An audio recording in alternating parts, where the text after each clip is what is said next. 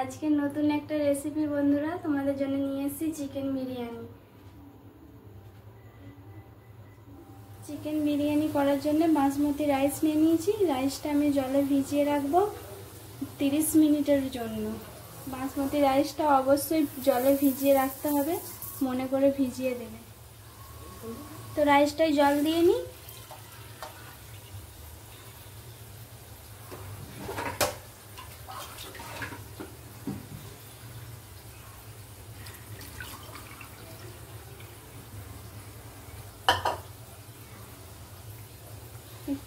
একটু নাড়াচাড়া করে নিতে হবে যাতে না চালটা বসে যায়। প্রথমে আমি আলুটা ধুয়ে লবণ মাখিয়ে নেব, হলুদ মাখিয়ে নেব। হলুদ আর লবণ আলুটাই মাখিয়ে নেব।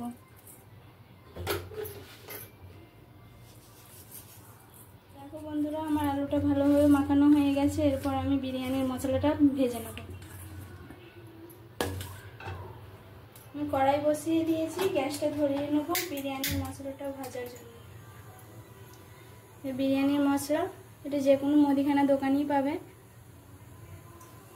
আমি কড়াই দিয়ে দিয়েছি, এবার ভেজে নেব।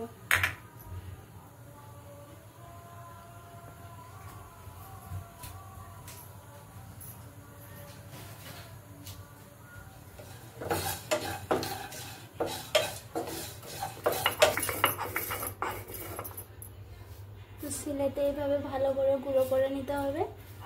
সিলে করলে একটু বেশি ভালোই হবে, মিক্সিতে ভালো অতটা হবে। মশলাটা কত সুন্দর করে গুঁড়ো করে নিয়েছি আমি।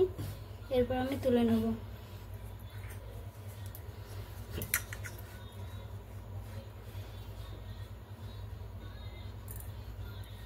মিক্সারের থেকে সিলে গুঁড়োনাই ভালো, খুব সুন্দর গুঁড়োনা হয়।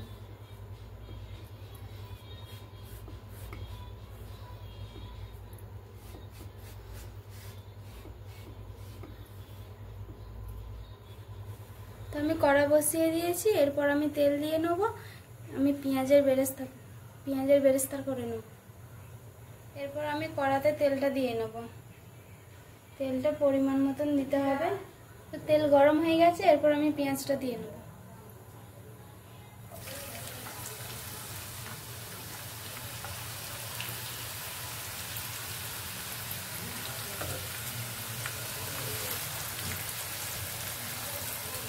পেঁয়াজটা ভালো করে নাড়িয়ে ভেজে নিতে হবে, নাড়ি চাড়িয়ে, যাতে না পেঁয়াজটা পুড়ে যায়। ঠিক এইভাবে ভাজতে হবে।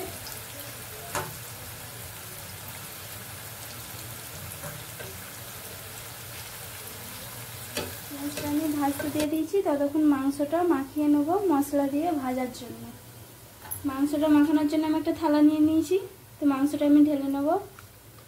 মাংসটা মশলা মাখানোর জন্য আমি থালায় ঢেলে নিচ্ছি। এরপরে এরকম তুলে নেবে, তাহলে নিচে জলটা রয়ে যাবে। প্রথমেই আমি লবণ দিয়ে নেব।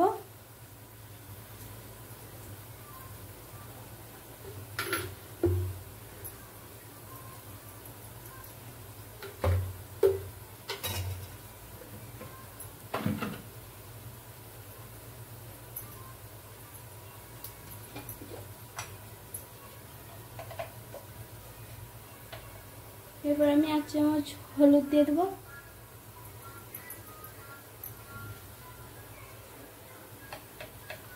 হলুদটা কম বেশি করে নেবে, আমি আর একটু হলুদ দিয়ে দিচ্ছি।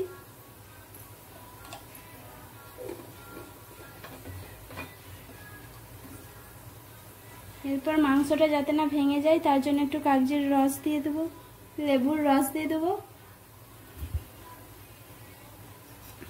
এরপর আমি আদা রসুনের রসটা দিয়ে নেব।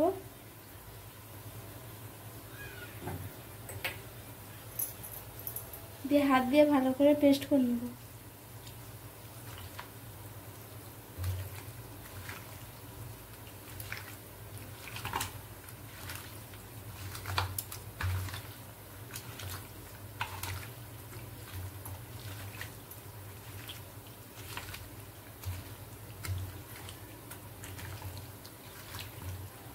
দেখো বন্ধুরা, আমার মাংস মাংসটা খুব সুন্দর করে পেস্ট করে নিয়েছি। ততক্ষণ আমার পেঁয়াজটাও ভাজা হয়ে গেছে।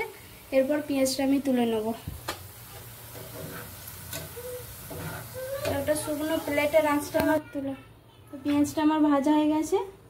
এরপর আমি একটু চিনি দিয়ে নেব।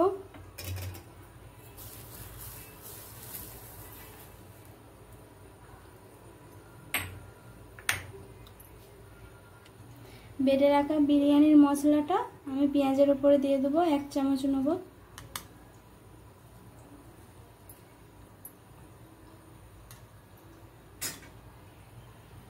তো আমি 1 চামচের মতন ঘি নিয়ে দিয়ে দেবো।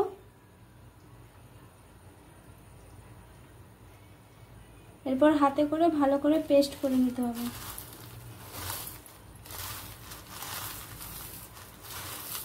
ঘি, মশলা, পেঁয়াজ, চিনি যেমন ভালোভাবে মিক্স হয়।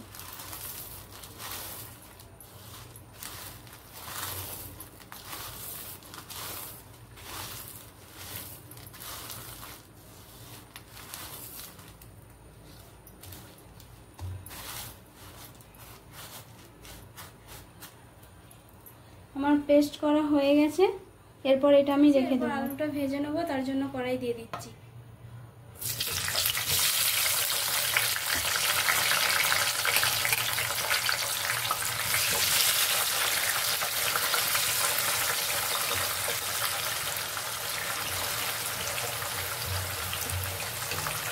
এরপর ঢাকনাটা খুলে আমি একটু আলুটা নাড়িয়ে নেবো। একটু নাড়াচাড়া করে নিতে হবে।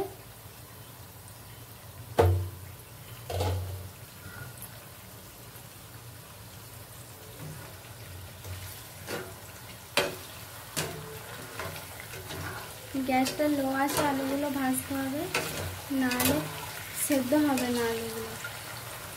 চলো বন্ধু, আমাদের আলু ভাজা হয়ে গেছে। আলু ভাজাটা তুলে নেব।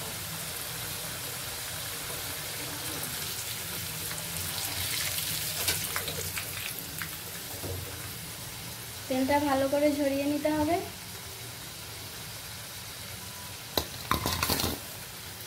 দেখো খুব সুন্দর আলুটা ভাজা হয়েছে, যেমন কালার হয়েছে সেরকম সেদ্ধও হয়েছে।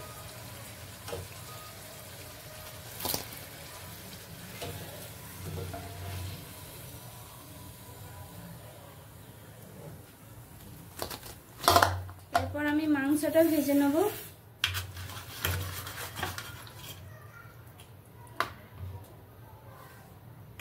তার জন্য কড়াই দিয়ে দিচ্ছি।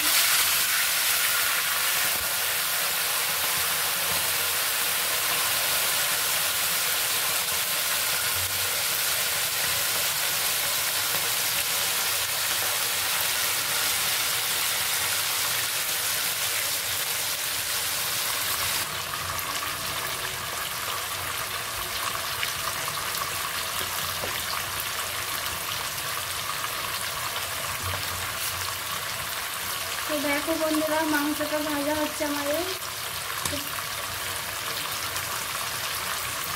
মাংসটা খুব সুন্দর করে ভেজে নিতে হবে, যাতে কালারটাও যাতে ভালো আসে এবং মাংসটা একটু সেদ্ধ টাইপের হয়।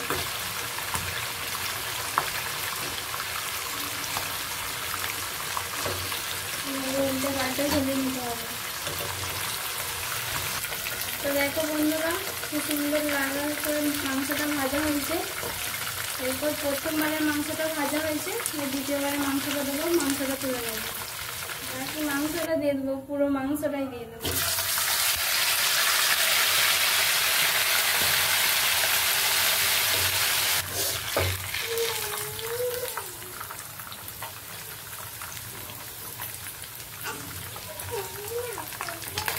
তো দেখো বন্ধুরা, মাংস ভাজা